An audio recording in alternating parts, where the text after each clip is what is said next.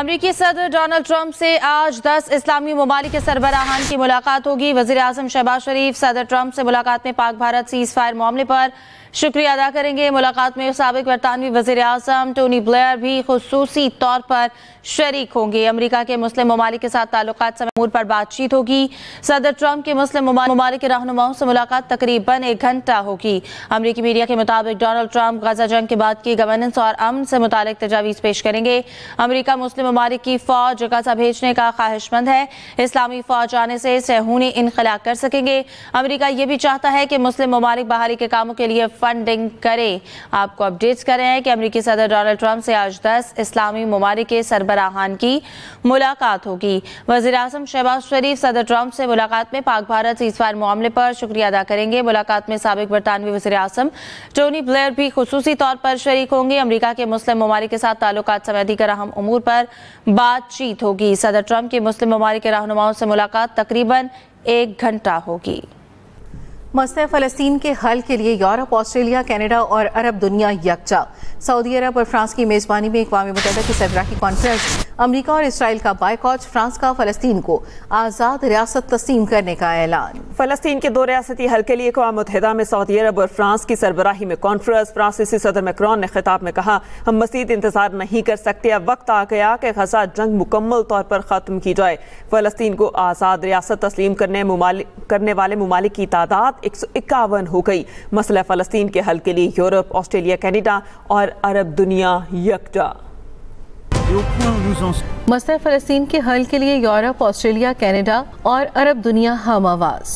سعودی عرب اور فرانس کی میزبانی میں اقوام متحدہ کی سربراہی کانفرنس میں فرانس نے فلسطین کو آزاد ریاست تسلیم کرنے کا اعلان کیا۔ امریکہ اور اسرائیل نے کانفرنس کا بائیکاٹ کیا۔ فرانسیسی صدر نے کہا، ہم مزید انتظار نہیں کر سکتے، وقت آ گیا ہے کہ یہ جنگ مکمل طور پر ختم کی جائے۔ حماس کے زیر حراست باقی 48 مغویوں کو فوری رہا کیا جائے۔ صدر میکرون نے اپنے خطاب میں دیگر ممالک کا بھی ذکر کیا جنہوں نے فلسطینی ریاست کو تسلیم کیا۔ ان ممالک میں اندورا، آسٹریلیا، بیلجیم، لگزمبرگ، مالٹا، مراکش، برطانیہ، کینیڈا اور سان مارینو شامل ہیں۔ فلسطین کو آزاد ریاست تسلیم کرنے والے ممالک کی تعداد 151 ہو گئی ہے۔ سعودی وزیر خارجہ فیصل بن فرحان نے خطاب میں کہا، فلسطین کا 2 ریاستی حل ہی امن کا راستہ ہے۔ فلسطینی ریاست تسلیم کرنا انصاف کے حصول کے عزم کی عکاسی ہے۔ والعمل على انهاء الصراع في المنطقة وتجسيد الدولة الفلسطينية المستقلة۔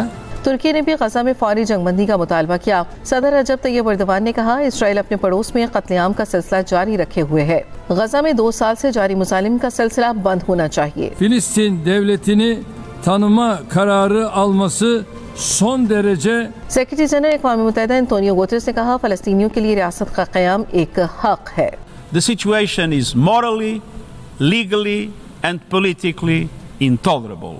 We must recommit ourselves to the 2-state solution before it is too late. فلسطینی صدر محمود عباس نے 2 ریاستی کانفرنس سے ویڈیو لنک کے ذریعے خطاب کیا۔ کہا، کوئی بھی عمل جنگ جاری رکھنے کا جواز نہیں ہو سکتا۔ جنگ کے خاتمے کے لیے 3 ماہ کے اندر ایک عبوری آئین تیار کیا جائے گا۔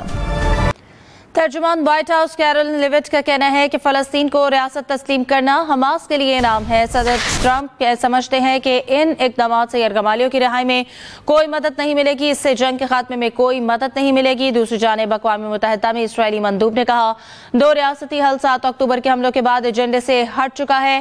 اقوام متحدہ میں ہونے والی بات چیت ڈھونگ ہے۔ The President will depart to New York City ahead of the 80th session of the United Nations General Assembly. He will be joined in New York City by the First Lady. The President will also be hosting bilateral meetings with the UN Secretary General and the leaders of Ukraine, Argentina, and the European Union.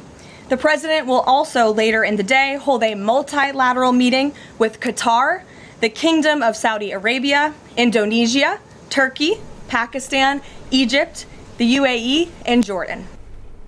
London میں فلسطینی mission کی عمارت کو سفارت خانے کا درجہ دے دیا گیا۔ فلسطینی مشن نے خصوصی تقریب کا انعقاد کیا، پرچم کشائی بھی کی گئی۔ برطانیہ میں فلسطین کے سفیر حماس زملت نے عمارت کے باہر خطاب میں کہا، فلسطین موجود ہے، فلسطین ہمیشہ سے ہے اور ہمیشہ رہے گا۔ ہم آج یہاں لندن میں فلسطینی مشن کے سامنے ایک تاریخی لمحے کے طور پر جمع ہوئے ہیں۔ بالآخر برطانوی حکومت فلسطینی ریاست کو تسلیم کرنے کا قدم اٹھا لیا، جس کا مدت سے انتظار تھا۔ لندن میں فلسطینی مشن کی عمارت کو سفارت خانے کا درجہ دے دیا گیا. فلسطینی مشن نے خصوصی تقریب کا انعقاد کیا اور پرچم کشائی بھی کی گئی. امن و استحکام کی ہر تعمیری کوشش کی حمایت کریں گے. پاکستان کا عزم. نائب وزیر اعظم اسحاق ڈار کی عرب اسلامی وزراء خارجہ کی مشاورت میں شرکت. اسحاق ڈار نے کہا پاکستانی عوام مشرق وسطیٰ کے مسلم بھائیوں کے ساتھ گہری وابستگی رکھتے ہیں. پاکستان اور اسلامی ممالک میں دوستی اور تعاون کے گہرے تعلقات ہیں. اسحاق ڈار نے نیویارک میں دولت مشترکہ وزراء خارجہ اجلاس میں کہا ڈیجیٹل تبدیلی تجارتی رابطوں کا فروغ ناگزیر ہے. ضلع خیبر کی وادی تیرہ میں خارج کی بم بنانے والی فیکٹری میں دھماکہ. 14 دہشت گرد ہلاک. دھماکے سے 10 عام شہری بھی جاں بحق ہوئے. پولیس کے مطابق کمپاؤنڈ کو طالبان کمانڈر امان گل اور مسعود خان بطور بم فیکٹری استعمال کر رہے تھے. یہاں اسلحہ ذخیرہ کیا جاتا تھا. دھماکے سے 5 مکانات کو بھی نقصان پہنچا. عینی شاہدین کے مطابق دہشت گردوں نے قخیل کے گنجان آباد علاقے میں IEDs بنانے کی فیکٹری بنا رکھی تھی. ضلع خیبر کی وادی تیرہ میں خارج کی بم بنانے والی فیکٹری میں دھماکہ. 14 دہشت گرد ہلاک. دھماکے سے 10 عام شہری بھی جاں بحق. پولیس کے مطابق کمپاؤنڈ کو طالبان کمانڈر امان گل اور مسعود خان بطور بم فیکٹری استعمال کر رہے تھے. بھارت نواز فتنہ الخوارج کا مکروہ چہرہ بے نقاب شہری آبادی کو ڈھال بنا کر تباہی کا کھیل جاری. بین الاقوامی میڈیا نے تیرہ واقعے کی اصل حقیقت شواہد کے ساتھ بیان کی ہے. عالمی خبر رساں ایجنسی ایسوسی ایٹڈ پریس کے مطابق تیرہ میں فتنہ الخوارج کے کمپاؤنڈ میں دھماکے سے 14 دہشت گرد ہلاک. افسوسناک واقعہ بارودی مواد پھٹنے کے باعث پیش آیا جس میں 10 معصوم شہری بھی جاں بحق ہو گئے. واشنگٹن پوسٹ کے مطابق فتنہ الخوارج کے دہشت گرد وادی تیرہ میں ایک گھر میں بارودی مواد اور خود کو جیکٹس کے ذخیرہ کیے ہوئے تھے. DW کے مطابق یہ گھر طالبان کمانڈر امان گل اور مسعود خان بطور بم فیکٹری استعمال کر رہے تھے. فتنہ الخوارج کے دہشت گرد ماضی میں بھی مساجد اور گھروں کو ڈال بنا کر دہشت گردی کی کارروائیاں کرتے رہے ہیں. بھارتی میڈیا نے اپنی پراکسیز فتنہ الہندوستان کے لیے جھوٹ اور گمراہ کن پروپیگنڈا کیا. اس واقعے کے فوراً بعد بھارتی میڈیا اور اس کے زیر اثر سوشل میڈیا نے گمراہ کن پروپیگنڈا پھیلانا شروع کر دیا. بھارت نواز فتنہ الخوارج کا مکروہ چہرہ بے نقاب شہری آبادی کو ڈھال بنا کر تباہی کا کھیل جاری. بین الاقوامی میڈیا نے تیرہ واقعے کی اصل حقیقت شواہد کے ساتھ بیان کی ہے. عالمی خبر رساں ایجنسی ایسوسی ایٹڈ پریس کے مطابق تیرہ میں فتنہ الخوارج کے کمپاؤنڈ میں دھماکے سے 14 دہشت گرد ہلاک. افسوسناک واقعہ بارودی مواد پھٹنے کے باعث پیش آیا جس میں 10 معصوم شہری بھی جاں بحق ہو گئے. واشنگٹن پوسٹ کے مطابق فتنہ الخوارج کے دہشت گرد وادی تیرہ میں ایک گھر میں بارودی مواد اور خود کو جیکٹس کے ذخیرہ کیے ہوئے تھے.